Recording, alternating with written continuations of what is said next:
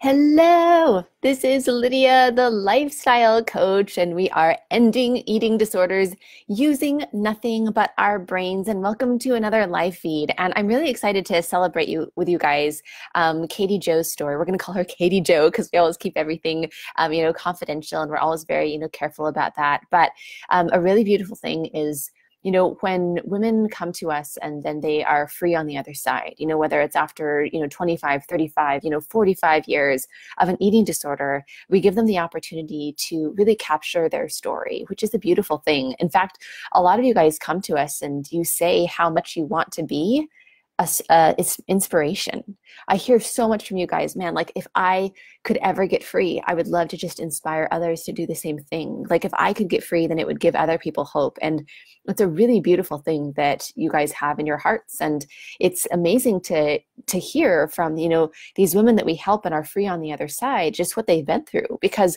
we don't delve into any, trauma. We don't try to, fix them as a person. Like, we just show them how to not have an eating disorder anymore.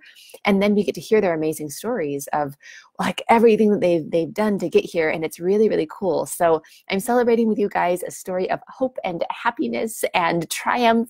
And that's Katie Jo's story. And I'm so excited to celebrate her with you guys, and just so proud of you, Katie Jo, for how you've shown up and you've done the work. And then we're going to look at this and really gather the amazing principles that come from this. So with Katie Jo, she said before Beat the Binge, so Beat the Binge is the program that we do that, frees people from eating disorders. She says, I'd lost all hope, and I was really convinced that I was never going to solve my food issues. I was going to continue to eat uncontrollably, and I would just keep gaining weight until it killed me. And I'd tried everything. I tried self-help books and online groups and, week-long retreats and prescription medications, over-the-counter supplements, every diet program out there, 20 years of counseling, rehashing my past over and over, reliving trauma and horrible emotions until I couldn't stand it anymore. Some of these things helped with my mental stability and taught me about myself and were helpful in my life in general, but nothing seemed to help with food. When I signed up, I was binging every day. I was never a purger or an over-exerciser or even an extreme restrictor. I would overeat and binge and then cut back or diet, and then was unable to maintain my weight and then was able to maintain my weight for many years, even though I was constantly obsessed about the number on the scale and was never happy with how I looked, until the last 2 to 3 years. And I reached a point where I could no longer diet. I could not stick to any type of food plan at all, like not even for one day. And I felt completely out of control. And the weight started packing on, and I panicked, and I tried even harder to do better, but nothing worked. I felt powerless and hopeless as I gained 50 pounds in about 3 years, on top of the extra 20 I was already carrying. So you guys, I just want to break out from this beautiful story for a moment and let you guys know this is a really common pattern. Is we keep going with this because we're doing okay, in quotes, right? Like, the rapid weight gain hasn't started yet. And we are managing, right? Like maybe, our weight is at a constant, or, health issues haven't popped up yet. And then it has a cumulative effect. So it's one of these things where we binge and restrict, and we binge and we restrict, and everything is okay until it's not. And like she said, in the past 2 to 3 years, after, 20 years, then all of a sudden, dieting did not work anymore. And then the weight gain started coming on very rapidly. So it's one of these things that very suddenly comes on. That's a very common thing to happen. So just, be aware of those signs that happen, because with the rapid weight gain, it's something where if it hasn't happened now, then it's something that's, building and then happens very, very quickly. So back to Katie Jo. I was desperately looking for a solution. I'd bought into the idea, this is so important, you guys. I bought into the idea that my depression and eating issues were related to past trauma, because I had been told that by so many people for so many years. Okay, let's talk about this for a minute.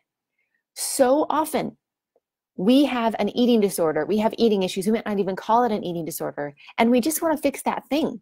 And then when we start seeking, and I'm going to put help in quotes, then we are told, oh, it's not about the food, it's about your trauma. Oh, it's not about the food, it's about your depression. So all of a sudden, we have to solve all of our trauma, we have to solve all of our depression. And it's just this rabbit hole that just keeps on going on and on forever, where we're chasing something. And even if we do resolve that, then the eating issues are still there. Like Katie Jo, 20 years of therapy. And it wasn't her idea that it was something wrong with her because of her trauma. That's what, created her eating issues. That's what she was told by so many people. That's what she was lied to by so many people. And a lot of people are coming from a good heart and a good intent, and I get it.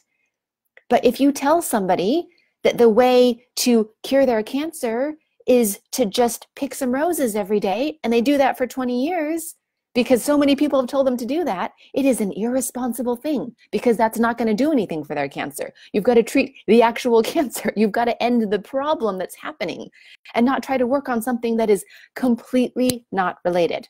All right, getting off my soapbox now. So back to the story. I jumped from therapist to therapist, trying to find the one with the right method of treatment that would help me put it behind me once and for all. And I dredged up old memories and old emotions so many times, reliving traumas over and over, not understanding what I was doing wrong and why it wasn't helping.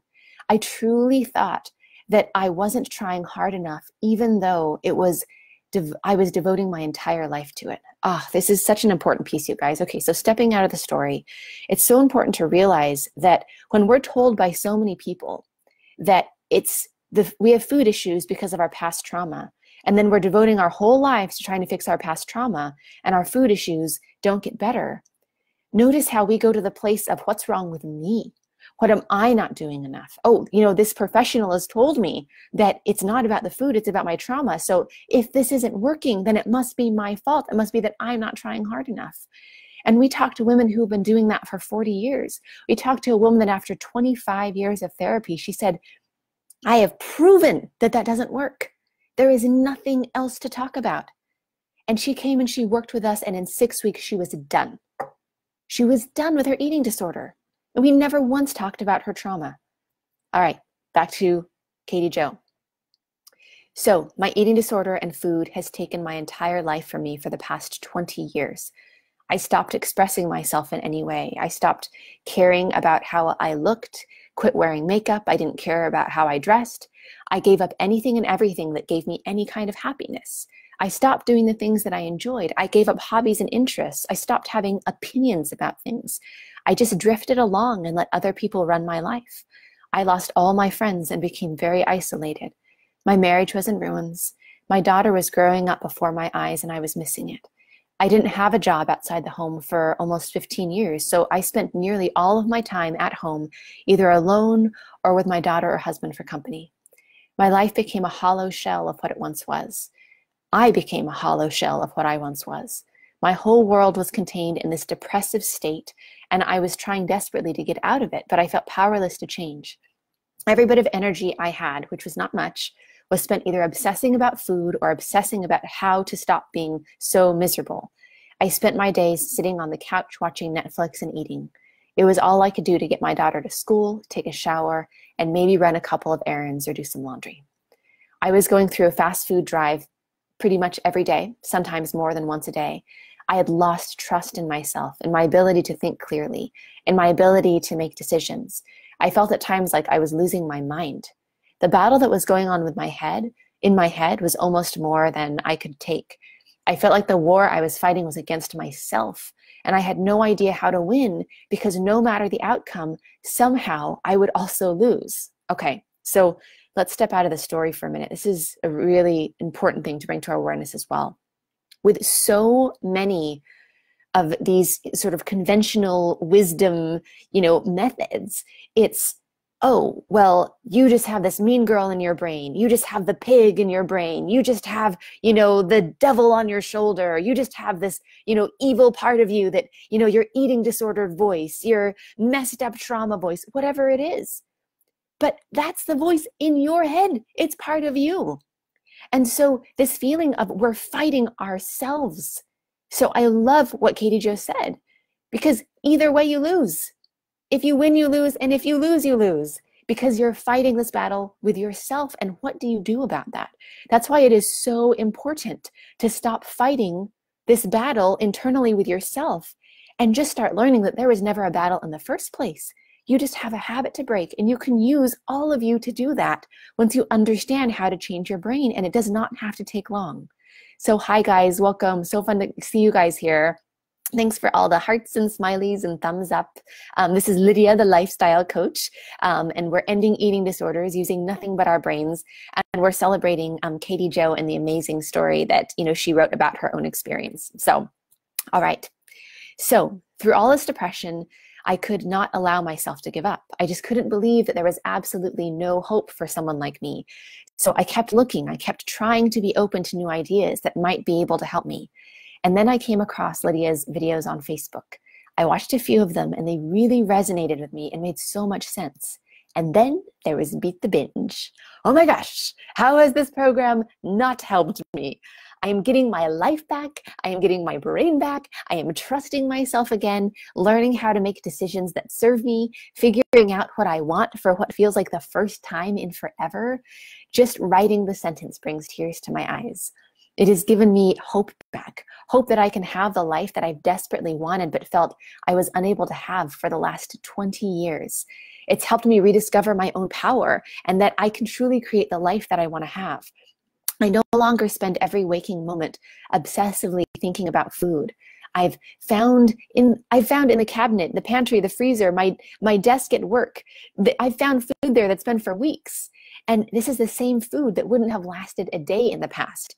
I'm allowing myself a freedom with food that I didn't know was possible. I have so much more mental energy and clarity now. I just feel lighter in every part of my life and in every way.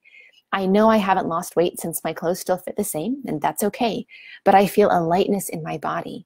The anxiety, the tense feeling of always being on edge has eased. I'm sleeping better. I've been having sleep issues for years and tried pretty much everything to fix that issue as well, and nothing has helped until now. Things just aren't as big of a deal anymore. Every little mistake I make doesn't have to be tied to guilt or shame anymore. The things that I eat and the struggles that I have no longer define me or determine my worth. After staying at home for 15 years, I went back to work about 4 weeks into the program. Yeah! I truly believe that would not have been possible without Beat the Binge. I've wanted that for years, but didn't feel like I could do it for many reasons. For one, I didn't have the mental capacity. I didn't even feel like I'd be able to perform the duties of a job because I couldn't think straight. My thinking was so sluggish and I had no physical energy. Now with the principles I have learned and practiced, all of that is changing.